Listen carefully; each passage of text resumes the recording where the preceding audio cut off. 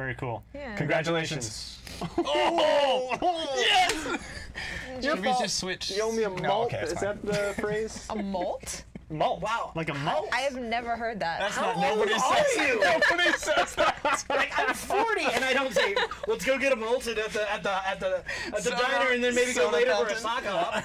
Jeez Louise. Whoa, dudes and dudettes, it's Dan Mitri, totally the community manager for DICE, here to talk to you about our latest update to Battlefield 1 called the Summer Update, to really drive home the point that we're no longer doing monthly updates, even though this patch actually comes out about a month after the previous Shock Operations one.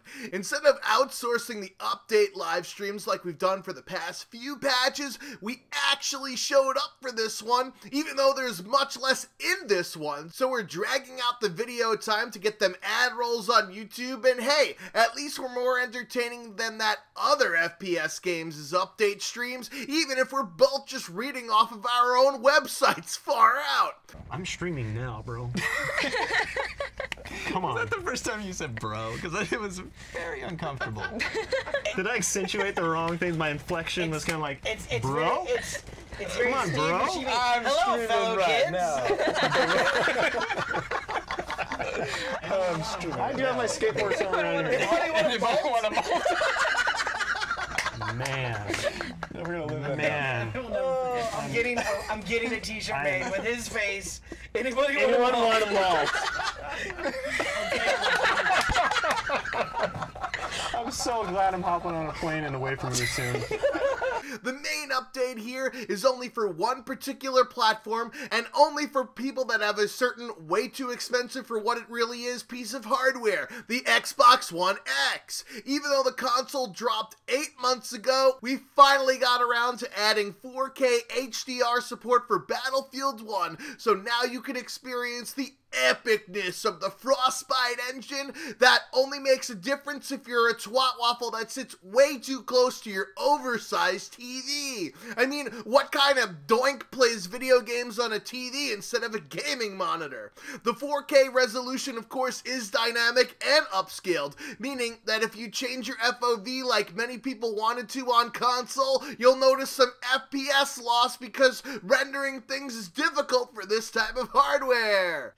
Now on to more things for all players. We finally added the alternate fire mode to the M1903 experimental, so that now you can go from all the way automatic to slow it way down like a school dance in those awkward you can't actually be touching moments to make it a bolt action rifle. Gnarly, bro. Friendly flares will now have their spotting radius be displayed to teammates so that those recons that aren't actually playing the objective can at least coordinate how to best show their teammates that are actually PTFOing where to kill all of the things that they're missing and not overlap them circles. Venn diagrams, avoid those, man.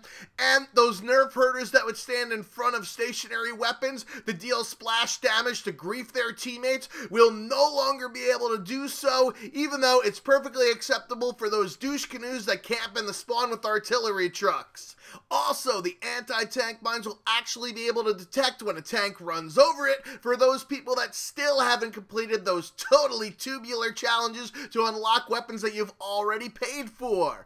On to maps and modes as we've rebalanced some of the shock operations, because when you shut down the CTE to test these things prior to rolling them out to the world, it's probably not a good idea. Crazy, yo. On Prise de Tehur, we're making it more like that school dance I mentioned earlier, where the attackers and defenders can't go across the middle of the gym and steal each other's elite kits. On Lupkow Pass, we've added those elite kits in place of the behemoth for the later sectors, because shooting down a giant blimp is apparently difficult with the lack of AA guns. On Zeebrugge, we also made the first sector less of a pain in the ass because, unbeknownst to us, you guys don't really like getting spawn trapped. Major bummer. For all maps, the objective names are now on top of the flags instead of underneath to reduce the visual visual clutter, as well as taking a page from the hottest games on the market right now, Battle Royale, with having compass numbers on both the mini and big map. Lastly, on maps, we fixed an issue where the game wouldn't RESPECT the map vote during a server migration, because even on dedicated servers, there are sometimes host migrations. Mind blown! Oh, and speaking of servers, we improved the time going into the soldier customization screen and fixed an issue where you'd be stuck indefinitely in the line, or queue as you dudes across the pond call it, from a party join, and we finally fixed issues with disconnecting servers. But it's just too bad that you actually need to have people playing the game in the first place in order to use the quit button. Feels bad, man. Well, hopefully now that we're giving away the Apocalypse DLC for Battlefield 1, as well as Naval Strike on China Rising for Battlefield 4 until August 6, maybe some people will actually bother playing our game again. Wait, what? What's that? People on the Xbox One are complaining about frame rate stuttering? Well, geez, I don't know if that's our problem that we just inserted some new code into support 4K HDR and it's not actually working well, or if it's because your Xbox One is actually only about as powerful as your toaster oven. We have some dad jokes on rehearsals, which I'm not going to force, which all dad jokes are forced anyways, but, you know, these are teenage age cans.